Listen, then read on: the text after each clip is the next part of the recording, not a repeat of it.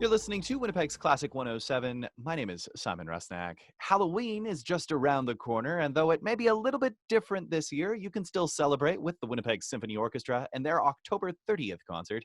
To learn more about Halloween with the WSO and all the musical treats they've prepared, I'm joined by Associate Conductor Julian Pellicano. Hello, Julian. Hi, Simon. Thanks for having me. Great to have you coming from the concert hall. This is very exciting. I mean, this is the first time we've spoken since the WSO returned to the concert hall for the opening of the 2020-2021 Recompose season. I have to begin by asking, Julian, how did it feel to get on the podium again?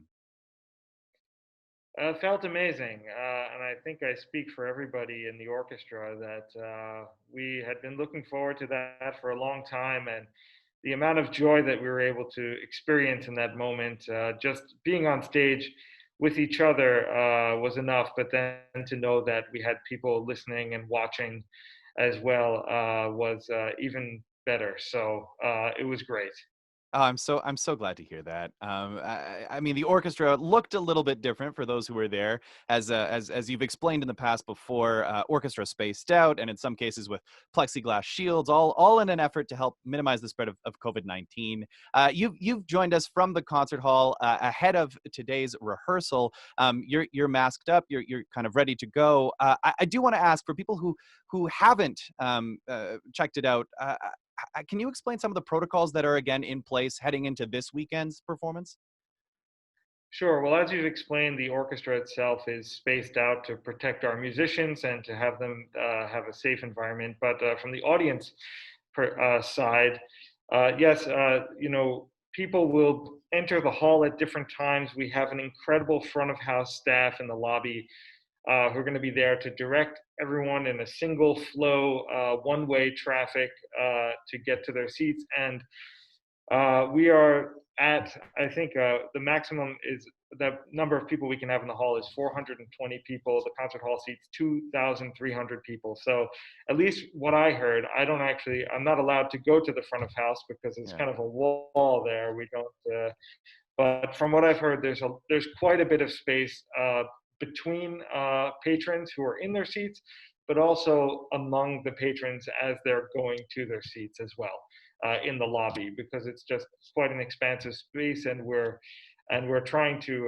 have it limit the number of people to even below what is allowed. And that's all in an effort just to make the safest possible environment for those who would like to come to the concert. And if you don't feel comfortable to come, but you do have a ticket, we do have a streaming option. For those who bought a ticket, you can stay home and still watch and hear the concert. And I've heard that the stream is quite good. And we've also, in this concert, for the first time ever, started to sell a streaming only ticket for those people who maybe are further afield than Winnipeg and can't get to Winnipeg, or for those who just simply don't want to come to the concert hall but do want to watch the concert. So that's also a possibility. Well, that's exactly what I was going to say. Is that I mean, again, with very limited seating available, for those looking to still support the WSO and be a part of history, like you say, this is the first time ever you're celebrating live.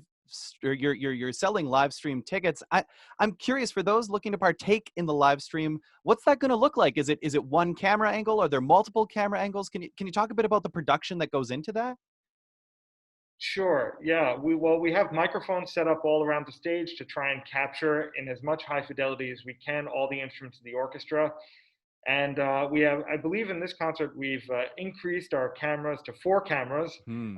three of which are stationary, and one of which is moving. And our incredible assistant conductor Naomi Wu is in the booth directing the moving camera and all of the shots, depending according to the score.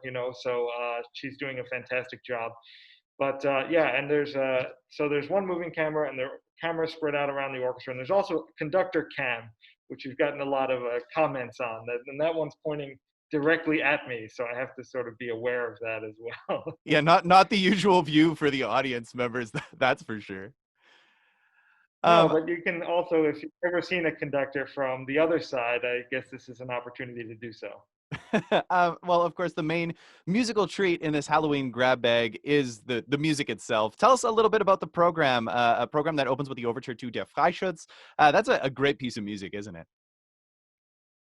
Yeah, it is. I mean, this concert, being well, Halloween with the WSO, we wanted to have at least one spooky ghost story in it, and I have it right here for see. But the Freischutz Overture is one of the most important operas in all of German opera, but it also came at a time when composers began to start to explore the supernatural on the opera stage. And Weber was not the first, but this is certainly the best example of those early supernatural operas.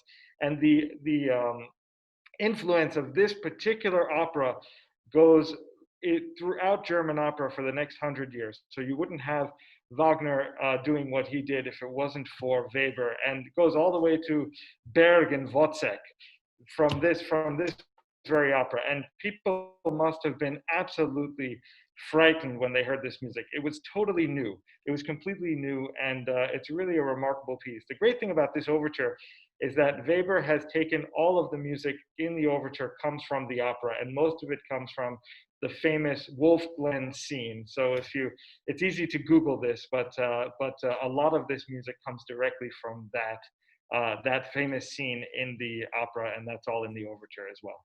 Yeah, very programmatic music, and from something that was a real turning point in music to some pretty new music. I have to ask about the Roidensee, a composer born in 1991. Tell us a little bit about this selection.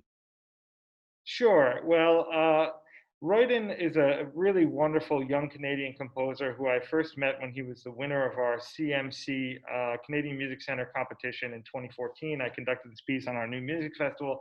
I conducted another piece of his here on the New Music Festival a few years later. And at Halloween, we can't escape its youthful nature in some Yeah. ways. And there you'll see there are two pieces on this program that were written by quite young composers. This one was written by Royden when he was only 20 years old. And Jest is not just a musical gesture, but it's a joke, it's a game, it's something fun. In fact, the musical material for this piece comes from, I think, some sort of sound on his cell phone at the time that he decided to work into this really, really thematically.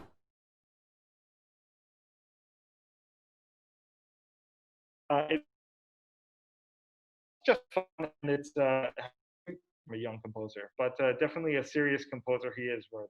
Yeah, you cut out midway through that, but just to reiterate, most of this kind of comes from, or the theme kind of comes from a cell phone of his, like you were saying. And I mean, it's interesting because classical music has been used as ringtones. Like there's Taraga's music as the Nokia ringtone and Mozart 40th and Offenbach's Can, but this taking it the other way, the ringtone becomes the classical work. It's super cool. The other young composer on the program is a 17-year-old Georges Bizet and his symphony. The last thing I want to ask you about is in reimagining the 2020-2021 WSO concert season, the organization looked to highlight their own players. And this concert features principal trombonist Stephen Dyer.